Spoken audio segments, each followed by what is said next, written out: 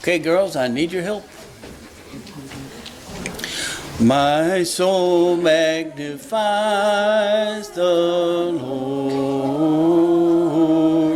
My soul rejoices in God, my Savior. My soul magnifies the Lord. My spirit rejoices in God. Glory be to God the Father. Glory be to God the Son. Glory be to God the Spirit. To God, glory be God the Father, and glory be God the Son, glory be God the Spirit.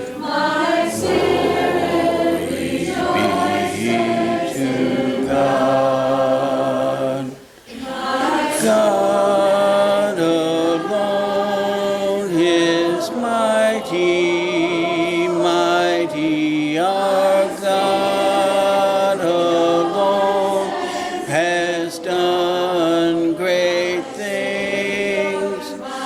God alone is worthy, worthy. Holy is his name.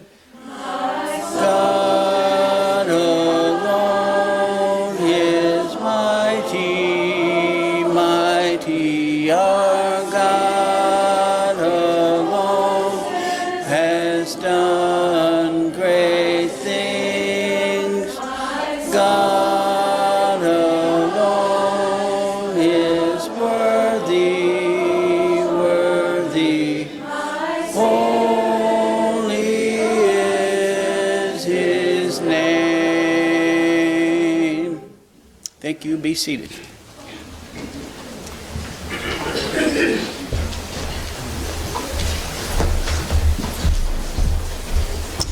Good morning, everyone.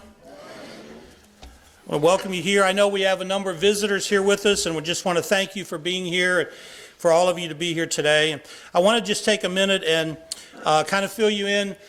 The church family here has been participating in kind of the giving tree, and we've done that for a number of years now. And so this last week, on Wednesday, we delivered a lot of gifts to a family of 7 children here, not too far from North Park.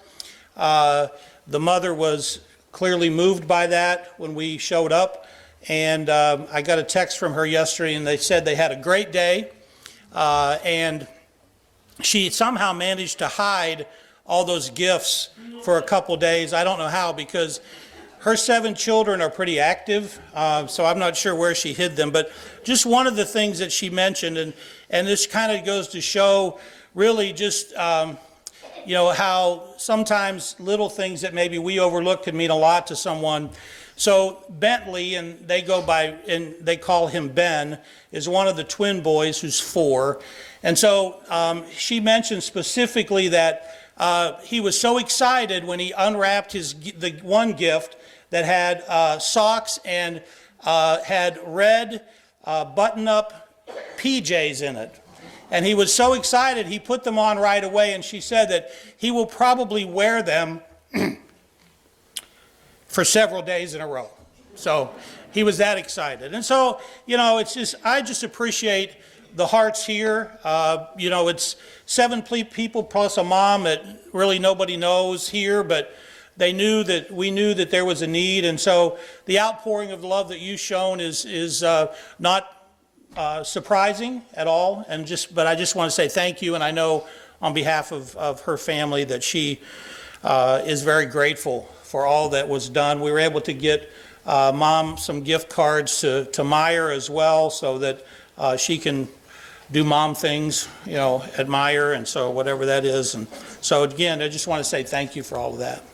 I do have a question for you today to start with, and so I just want you to think about it, because it's a question that you'll see a few times yet while we're talking today, and that's this: is there ever really a bad time to talk about Jesus?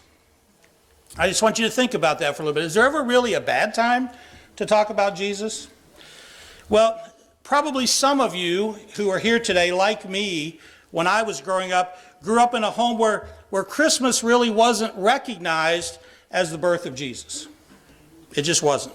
In fact, that practice may still happen in some of your families today, and I'm not here to judge one way or the other. It's just a fact.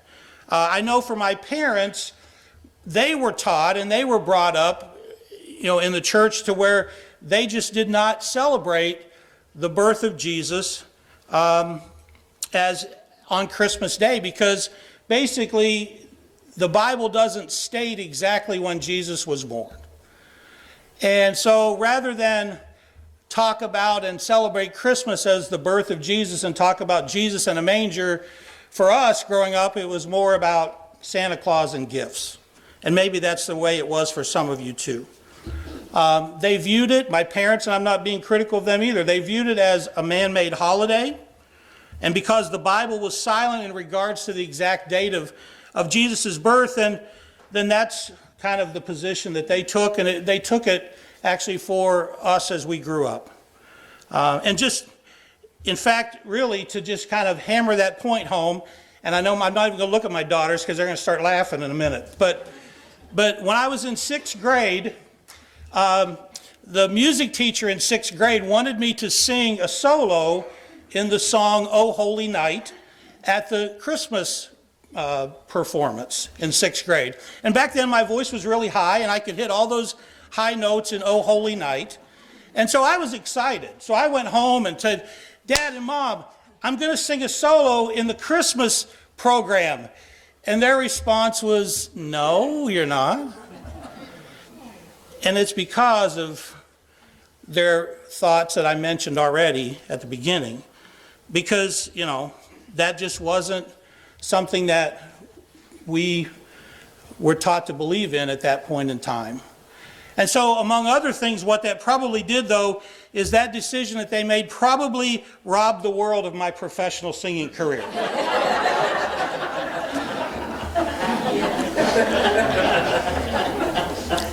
There are probably a number of you here, too, though, who do and have celebrated Christmas as the birth of Jesus. And again, I'm not here to judge one way or the other. We know from the Bible that he was born. He was born to the Virgin Mary. He was born in a manger. We know that. We just don't know the exact date.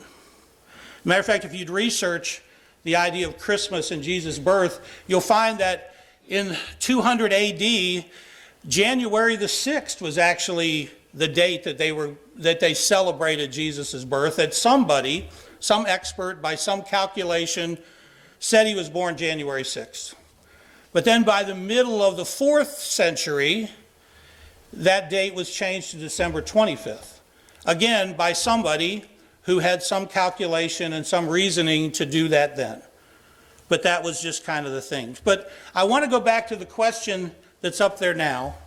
And I just want to ask, again, is there ever really a bad time to talk about Jesus? And that's for you really to decide. This past week, I was getting ready to sit down and put some thoughts on paper. I actually had thought a couple weeks ago about what I was going to speak about today. And my decision was this. I was going to talk about this subject, "Mary, Did You Know?" And, that's a very popular song this time of year. And it's done by a number of different artists. So I decided that was what I was going to talk about. I had no idea what I was going to say, but that's what I was going to talk about. Well, then, thankfully, I think as if God was kind of reaching out to me, and he probably was, to give me a hand. When I went this past Monday and got ready to try to put some thoughts on paper, I looked in Facebook, and there was a post on Facebook from Charlie Herndon. Now, those of you here who are longtime North Parkers will know who Charlie Herndon is. Charlie served here as the youth minister from the late 70s and into the 80s, and had a great deal of influence on many of the young people who are now sitting here as adults and probably even as grandparents. And so I read his thoughts. He had this post there, and I read those, and I guess my first thought was this: thank you, God. Because when I read it, I thought, you know what, now at least I can have some direction of exactly some things I want to share with you today. And so I went from that thought to reaching back out to Charlie and saying, hey, can I read your post as part of my message for today? And he said, absolutely. And so I want to share that with you. I want to share with you as I kind of build on my thoughts for the day, what Charlie wrote, because I do think it sets a tone about Jesus. And so this is how he entitled what he posted, and some of you may have read it already. He posted it this way: I want to wish you a Merry Christmas. And you'll notice how he spelled the word Merry. And this is by Charlie Herndon, so I want to read his words to you. This Christmas holiday has always been a bit confusing to me. To some, it is about nothing but the birth of Jesus Christ. To others, it is about nothing but Santa Claus. And to still others, it's somehow a combination of the two.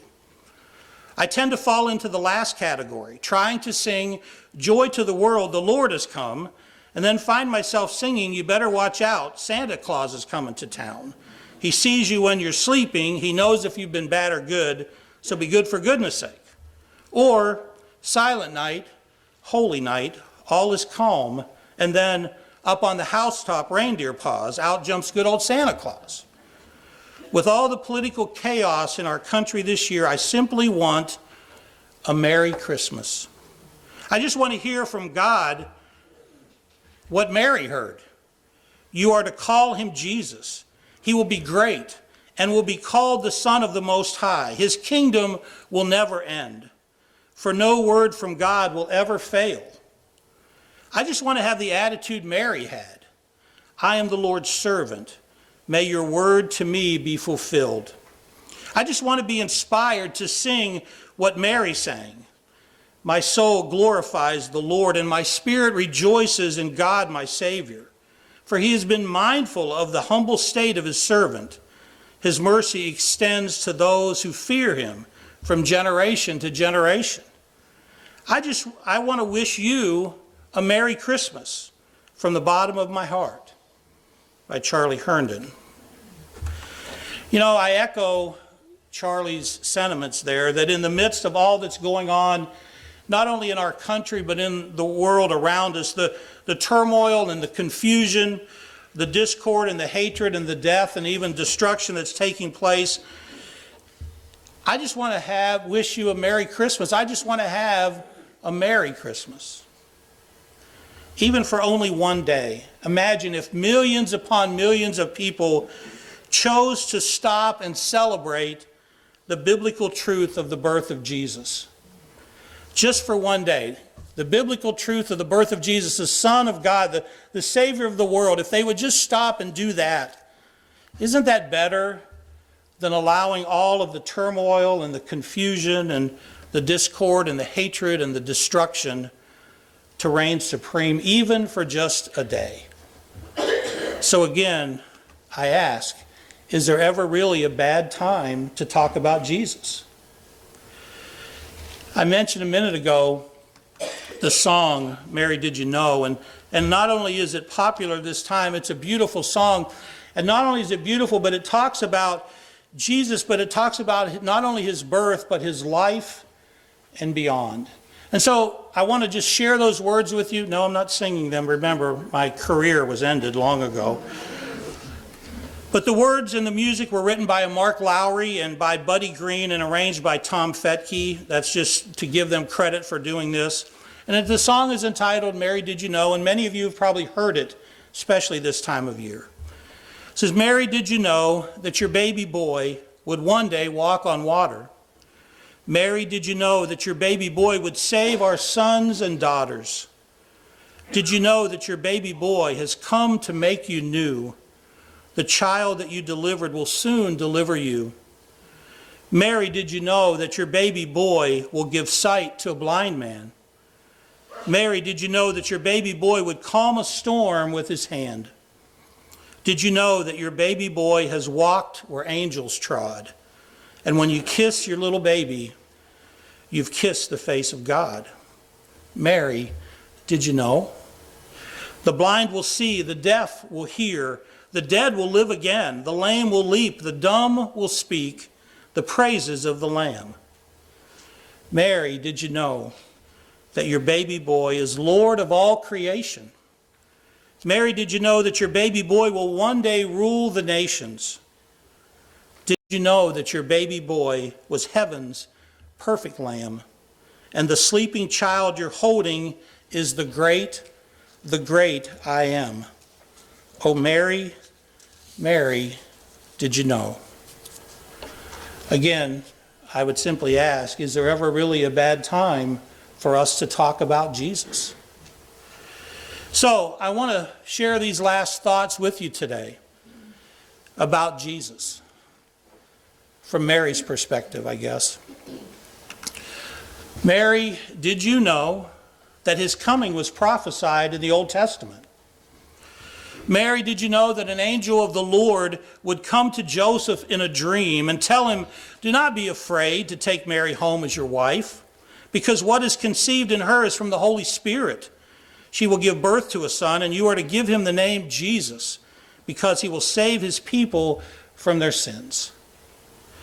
Mary, did you know that an angel would also come to you and tell you the Holy Spirit will come upon you, and the power of the Most High will overshadow you, so the Holy One to be born will be called the Son of God? Mary, did you know? An angel of the Lord would appear to shepherds who were in nearby fields and would say to them, do not be afraid. I bring you good news that will cause great joy for all the people. Today in the town of David, a Savior has been born to you. He is the Messiah, the Lord. This will be a sign to you. You will find a baby wrapped in cloths and lying in a manger. Mary, did you know that when Jesus was 12, he would go to the temple courts and sit among the teachers, listen to them and ask them questions, and that everyone who heard him would be amazed at his understanding and his answers? And that when you finally found him and you were astonished, you would say to him, son, why have you treated us like this? Your father and I have been anxiously searching for you. And did you know that he would respond by saying, didn't you know I had to be in my Father's house?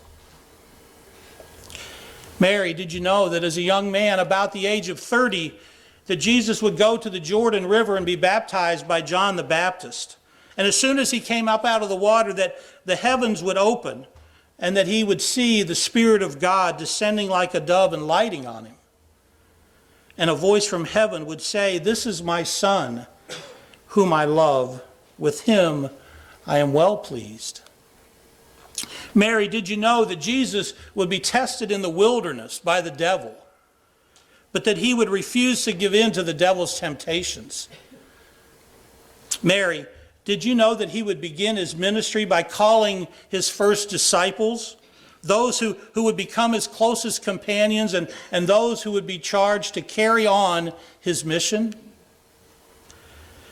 Mary, did you know that he would perform countless miracles, that he would heal the sick, that he would give sight to the blind, that he would bring the dead back to life, that he would cleanse the lepers, that he would enable the lame to walk, that he would cast out demons? Mary, did you know that he would teach like no one ever taught before him? That he would speak in parables so that his listeners could relate to his teachings, and that his messages of love and forgiveness and humility and living to please God gave hope to the outcasts, but would also bring ridicule from the religious elite of his day. Mary, did you know that he would calm the storms, and with his same hand he would gather little children to sit with him? Mary, did you know that because he challenged the religious hypocrites of his day, that people would plot to kill him? Mary, did you know that your son Jesus would claim and say that he is the way, the truth, and the life, and that no one can come to the Father except through him? Mary, did you know that he would be arrested, that he would be ridiculed, that he would be beaten, and that he would be crucified? Mary, did you know that he would look down from the cross at you and tell you that John would now take care of you? Mary, did you know that he would be buried in a tomb and come back to life in 3 days? Mary, did you know that he would ascend back to heaven, where he continues to live with God the Father? Mary, did you know that he would not only change the world by changing the hearts of people for hundreds of years, but that his power would continue, his presence would continue? Mary, did you know your Jesus would become the central figure in the lives of many, and that one day he'll come back, and that when he comes back that he'll take his followers home with him to live in heaven forever? Mary, did you know that all this would happen? Or did you know you just wanted to be God's servant? You know, I'm grateful that Mary chose to simply be God's servant. And all those things happened because she wanted to be God's servant. You see, Mary, you gave birth to the Son of God, and his life on earth and his words and his sacrifice and the salvation that's found in no one else has rescued the perishing. It's given direction to the lost. It's provided hope to the downcast. And it's made a way for all who choose to follow Jesus to get to spend eternity with him in heaven. Is there ever really a bad time to talk about Jesus?